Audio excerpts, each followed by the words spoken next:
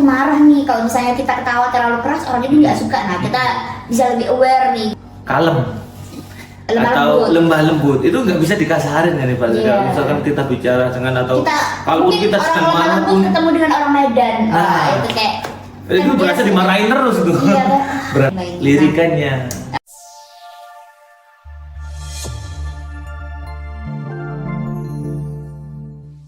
Halo Sobat Semanggi, balik lagi dengan saya Anwar Rolando dan Sisil. Nah, kita di sesi kali ini mau melakukan bedah buku. Kebetulan bukunya ini Seni Membaca Wajah dari Claudia Sabrina. Nah, langsung saja kita bedah ya.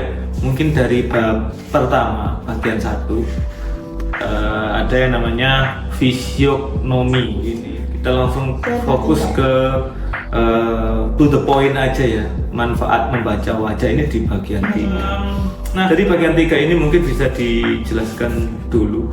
Jadi untuk subjudulnya di sini ada memahami karakter diri sendiri, kemudian ada kebutuhan praktis. Nah, sudah. Jadi kita mulai. Ini. Oh ya, menghindari salah paham.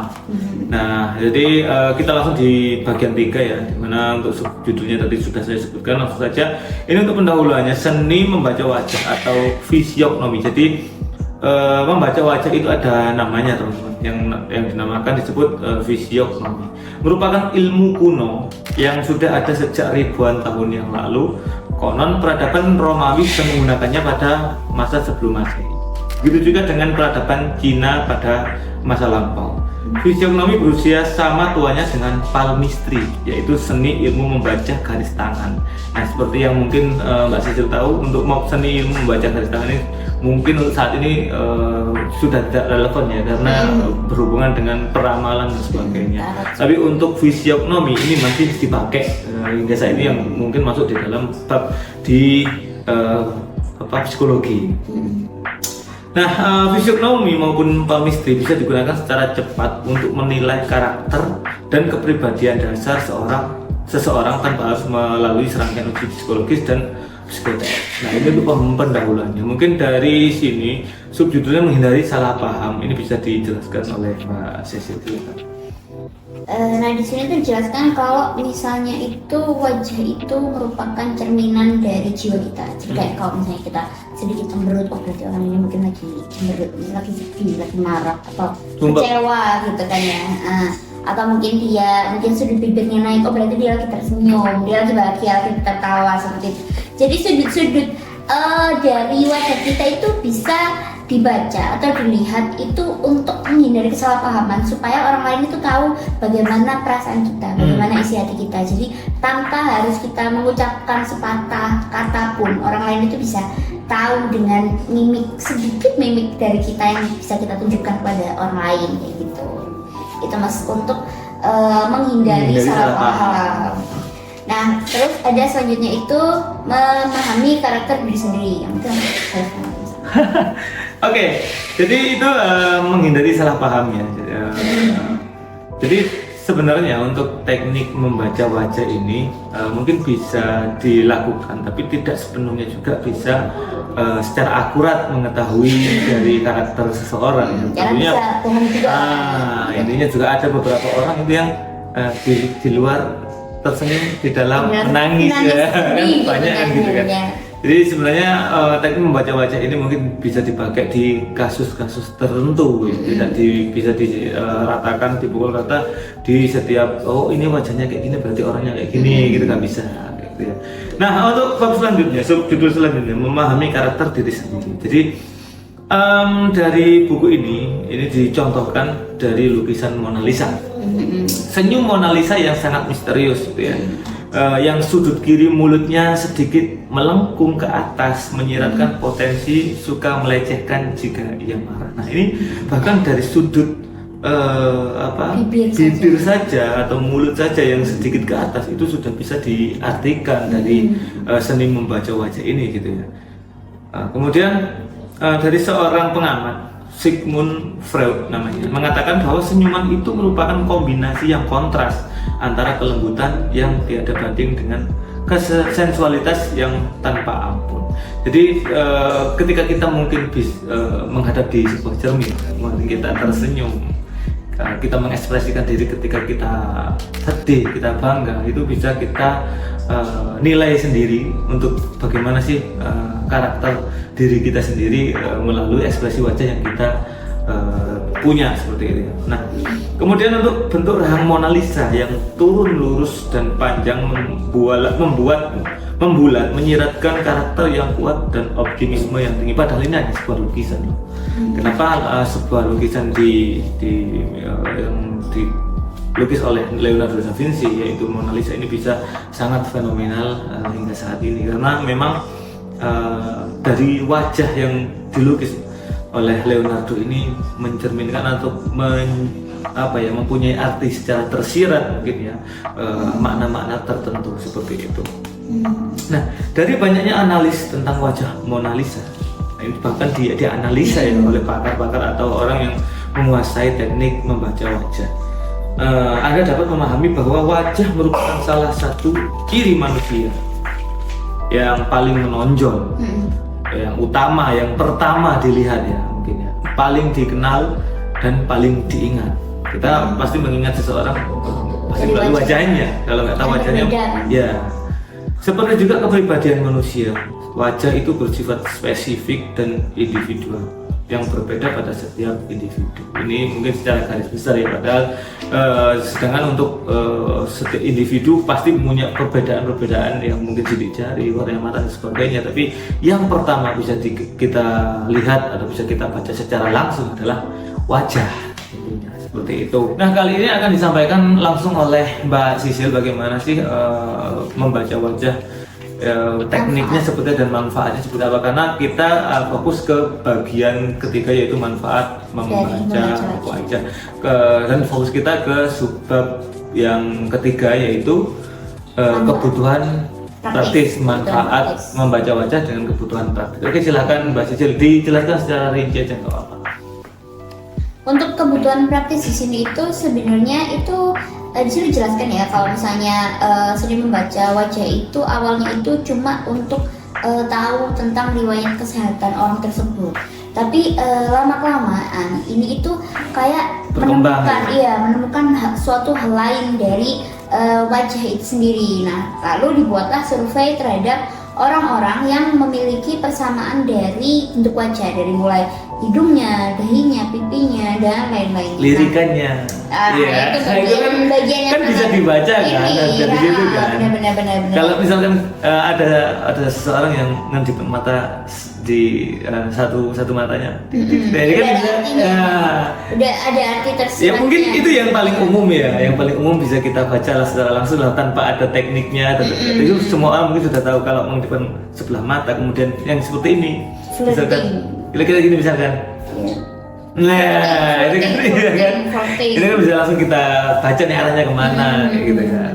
Nah, dari sini nih karena sudah dicatat nih, akhirnya itu menghasilkan sebuah observasi yang mana itu akhirnya itu keluarlah fisionomi atau seni membaca bentuk-bentuk wajah ini. Jadi sebuah teori ya. Iya, jadi mengeluarkan sebuah hal yang belum pernah dikeluarkan gitu kan. Nah, tentang ini tuh akhirnya dia itu minta izin nih kepada orang-orang yang sedang diamati, kayak kepentingan dia untuk mengamati itu ada untungnya. Jadi dia itu tidak semata-mata hanya mengamati orang lain, tapi itu ada kayak manfaat yang didapat. Ya, benar-benar. Nah, manfaatnya itu dia itu menjabarkan kalau misalnya manfaat dari seni membaca bentuk wajah ini adalah dapat meluaskan cakrawala atau pengetahuan, terutama tentang hubungan antar manusia ya. Seperti yang kita bilang, kita jadi tahu orang-orang karakternya seperti apa. Iya, benar. Kita bisa menempatkan diri kita di mana gitu ya. Jadi kayak kita tuh bisa lebih aware mengerti, gitu iya, mengerti apa tahu yang dipunyai di lawan bicara kita gitu. Nah, terus juga ada kita lebih mengenal baik diri kita sendiri. Jadi kita tuh tahu kayak kita tuh merasakan apa, kita tahu kita tuh karakternya seperti apa. Jadi kita lebih tahu tentang diri kita sendiri daripada kita daripada orang lain yang tahu kita kan. Memang yang lebih tahu diri kita sendiri harusnya kita sendiri, baru orang lain. Harus bisa gitu. memahami diri sendiri, baru kita bisa untuk membaca orang lain. Nah, lalu selanjutnya itu kita juga dapat lebih memahami secara mendalam tentang kepribadian orang lain. Jadi kayak seperti yang kita bilang, yang saya bilang dan Mas Anwar bilang tadi, kita tuh harus tahu diri kita sendiri sebelum tahu tentang orang lain. Nah, setelah kita tahu diri kita akan tahu nih orang lain itu seperti apa. Apakah mereka itu mirip dengan kita, meskipun tiap individu gak ada yang sama ya, kan beda-beda. Tapi karakter mungkin bisa disama ya, sama dalam Mirip, artian bisa jadi dominasinya. kayak, tapi nggak kayak yang Nggak 100% persis, enggak. sama itu Mirip, nggak ya. ada ya, nggak bisa karena Biasanya minat, sukaan, bakat itu kan ada yang sama, tapi nggak sepenuhnya sama di semua aspek. Benar. Seperti itu.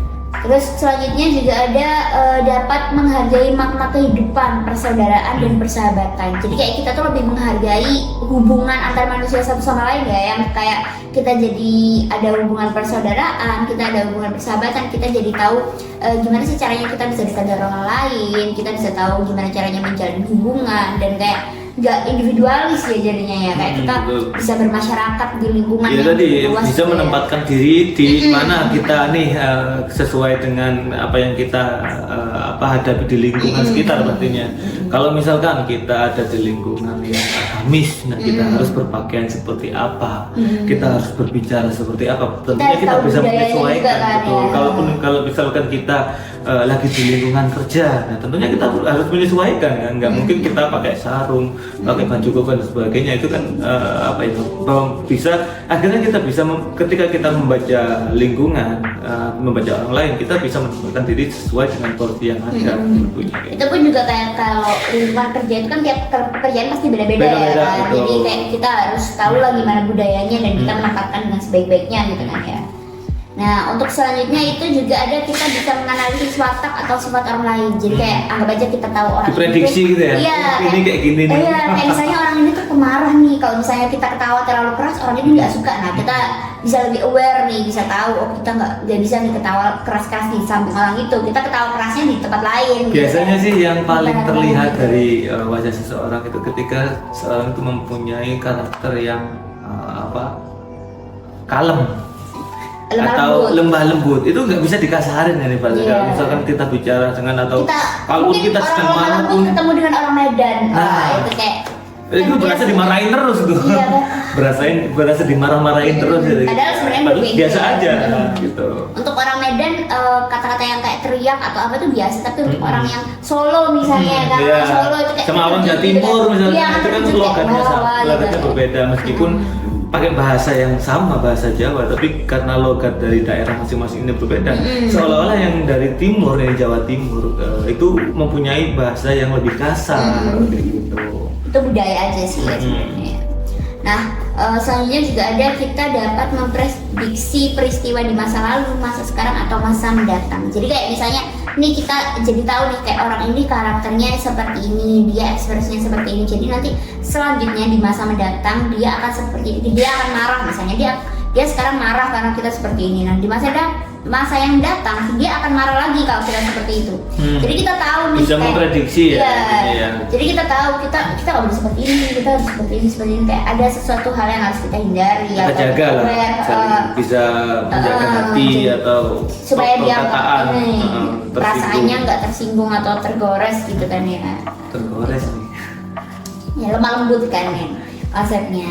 Nah, itu adalah beberapa manfaat atau kalau kita menguasai fisionomi itu kita bisa dapat manfaat-manfaat itu. Nah, sebenarnya Mbak Cecilia, tak potong. Sebenarnya selain wajah ada nih beberapa untuk saat ini ya, untuk era saat ini ya, ini ada nih beberapa instrumen yang bisa kita pakai untuk membaca karakter.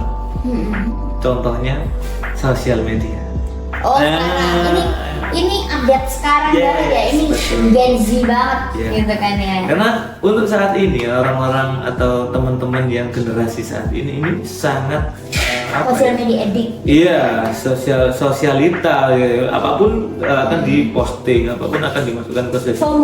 FOMO betul. Nah, dari situ kan bisa kita artikan sebagai wajah dari orang tersebut gitu. Adalah sosial media. Iya, sosial medianya seperti apa nih, rapi atau enggak, terus apakah dia sensitif atau dia ternyata kasar di sosial suka media. pamer, Iya, itu kan kelihatan makanya. semua ya. Jadi wajah di dalam wajah dari orang tersebut di dalam dunia online itu bisa kita cek. Makanya nggak sedikit juga sekarang itu HRD biasanya itu mencantumkan pertanyaan terkait akun dari sosial media yang dipunya dari kandidat, karena dari sana bisa kita cek meskipun tidak sepenuhnya akurat, tapi paling tidak itu menggambarkan pandangan pertama lah, oh ternyata orang ini seperti ini bisa kita prediksi. Tentunya nanti butuh pembuktian ya, nggak bisa kita pukul rata, karena ada beberapa yang kalau kita bicara mengenai wajah, ada beberapa yang menipu, wajahnya garang misalkan, hitam terus gede, ternyata hatinya Hello Kitty. Nah, itu kan berbeda ya, nggak bisa kita lihat dari wajahnya. Nah bisa jadi kayak di sosial media itu dia juga memposting wajahnya, diri sendiri dengan ekspresinya, entah itu bahagia. Kadang kan ada yang suka sharing kesedihannya, atau suka sharing kebahagiaannya, atau suka sharing apa yang dia punya, ya sombong atau gimana pencapaiannya, achievementnya, or something yang mungkin bisa buat orang lain iri kah atau apa, itu mungkin tergambar jelas ya, ataupun kayak mungkin tersirat dengan kata-kata yang dia tulis di sosial medianya. Betul. Gitu, baik itu story karakternya bisa dibaca tentunya. Jadi misalkan di sosial media Instagram misalkan ya, ada beberapa postingan kan, dari sisi dari atas ke bawah bisa kita lihat nih semua, ternyata dia suka curhat, suka curhat, kalau suka buat cerita atau mungkin gimana gitu kan. Kalau misalkan dia ada masalah, dia ngomongnya di sini ya gitu kan. Bisa kita lihat semua dari situ. Untuk era saat ini mungkin bisa menjadi wajah dari seseorang. Jadi ini sebenarnya seni membaca wajah ini kalau dihubungkan dengan sekarang itu sebenarnya menurut saya sih kayak agak kurang 100% akurat ya. Betul. Karena memang kan zaman sekarang itu banyak orang yang tidak apa adanya. By cover. Iya, gitu banyak orang yang tidak begitu saja memperlihatkan dirinya gitu. Ini karena wajahnya alim nih, agamis nih. Image banyak orang yang membranding image-nya tuh dengan baik gitu. Jadi kadang kita tuh suka tertipu dengan image yang mereka gambarkan dari wajah atau ekspresi mereka itu. Iya. Itu kesimpulan dari saya sih. Oke, terima kasih. Cukup ya. Untuk sesi bedah buku kita kali ini. Mungkin next di bulan depan kita tetap akan bedah buku seni membaca wajah agar bisa lebih tuntas.